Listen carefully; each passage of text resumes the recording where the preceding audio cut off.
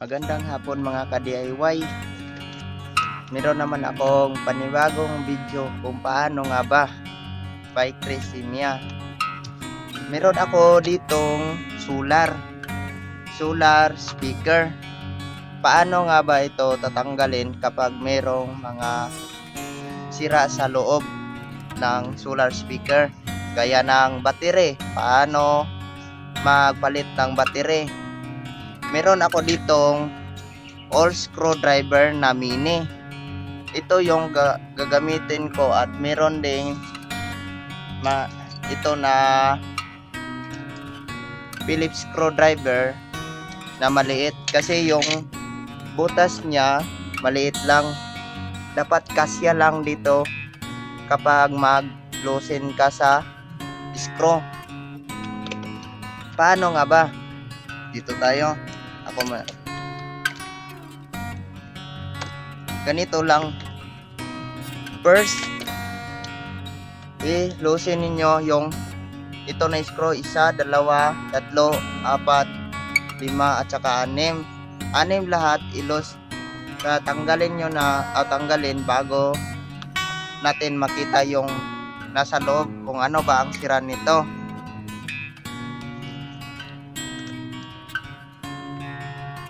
Tanggalin ko muna.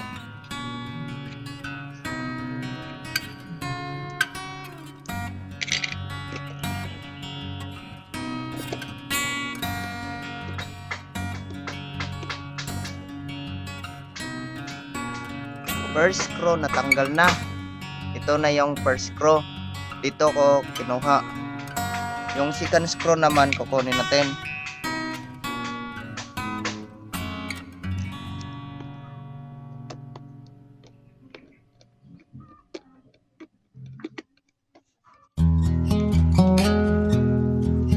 Second screw. Natanggal na ang second screw. Dito ang dalawa, tanggal na. Dito na lang 4 para makita natin kung ano ang nasa loob nitong solar speaker. Ito na pala guys, natanggal ko na yung mga 6 na screw. At tingnan natin kung ano ang nasa loob nito at paano papalitan ng battery. Ito na, tinanggal ko na. Ito lang yung nasa loob, yung may battery, yung speaker niya, at saka may flashlight. We could solve it. Try another, but I know you got one more. There's no hurry, the light's calling. In the van we're driving to Austin. Nanggal ko na yung itong solar. Iniwalay ko muna para makita natin kung anong nasa loob. This feels like time is making fun of me. Ito naman yung speaker, at ito naman yung flashlight. At ito naman yung parang kung sa computer pa, power system. This Dito, might be my only chance to leave. Lagay yung Let's not miss this sa memory card, at opportunity. saka yung mag-input, yung mag-charge tayo. At tingnan natin yung mga parts niya. Paano nga ba ito tatanggalin? Madali lang to kapag malaman nyo na. At kaya nito, paano natin malagay dito, pero hindi ko ito mailagay ngayon kasi wala dito yung lars. Tingin ko lang sa inyo paano nga ba. Dito may mga units,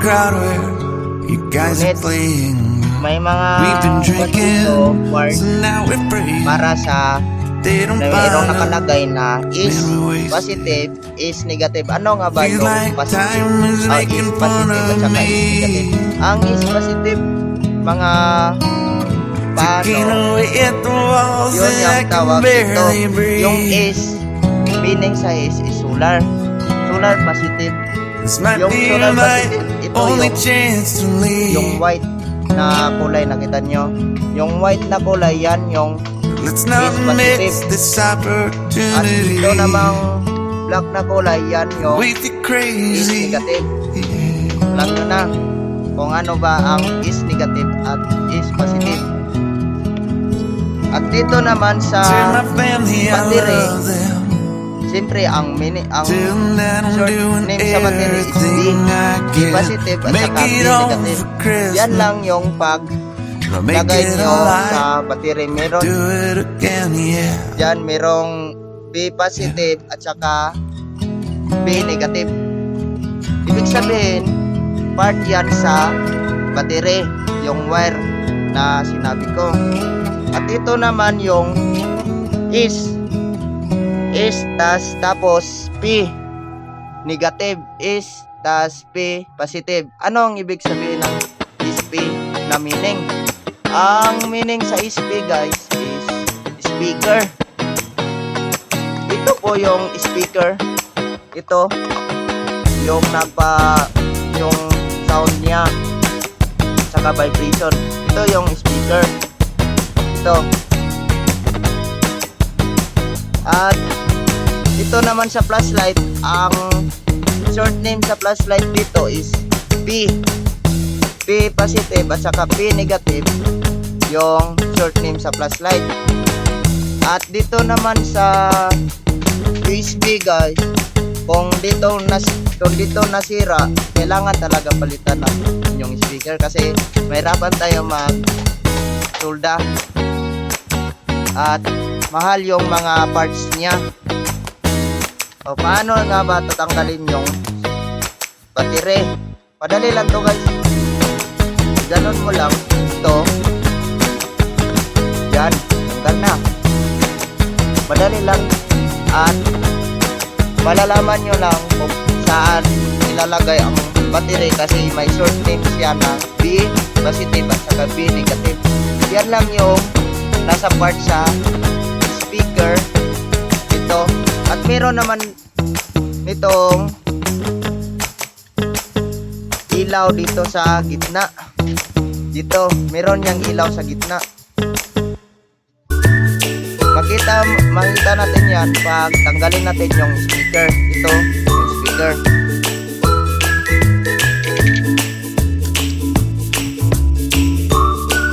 Tanggalin ko muna. Ito na, guys, natanggal ko na yung mga screw sa gilid ng speaker. Tingnan natin kung ano ang ilaw niya. Yan lang yung ilaw niya, maliit lang. Meron niyang 4 na kulay or 3 ba. Merong blue, white, yellow, at 3 lang o 4 yung kulay. At meron din yung green na ilaw. Yan lang yung nasa loob ng speaker. At balik na natin yung mga parts gaya nitong battery at saka itong solar panel. Yan. First natin ilagay yung battery para hindi natin malimutan. Saan ba yun? Ito yun, banda. Lagay natin. Gandahan lang to paglagay, guys, kasi parang dagom lang to, maliit o mas maliit pa sa dagom yung butaw niya.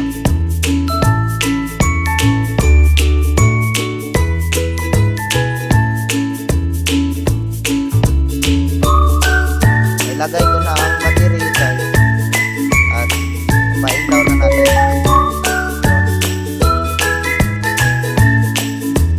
Yun yung battery dyan. Susunod naman natin ilagay ito. I-cover na natin yung solar panel niya at saka yung body niya.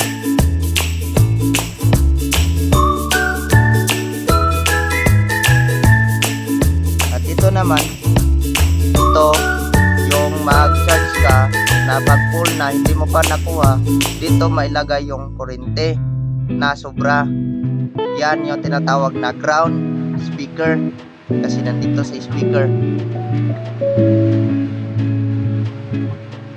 Kapag wala ito guys, yung power supply nyo sa battery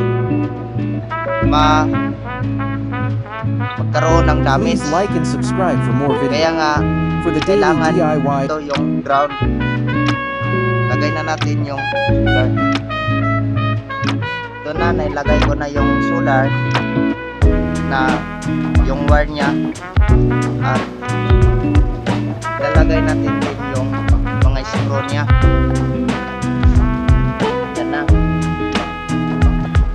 Yan lang kadali guys, yung ganito na speaker, yung portable speaker, ganito kalaki. Yan lang. Okay, pailaw natin. Kung umilaw ba, goods. At sounds din. Yan lang kadali. Kung palitan nyo ng battery, meron niyang mga short min sa lalagyan ng battery. Yung mga kanya, puputulin lang nyo yung wires niya, tas palitan nyo ng ganito na battery. Ganyan, pinutol ko yung wire niya at ilagay naman ulit, palitan ng bago kapag nasira yung battery. So guys, nilagay ko na lahat yung screw. At yan lang kung paano kayo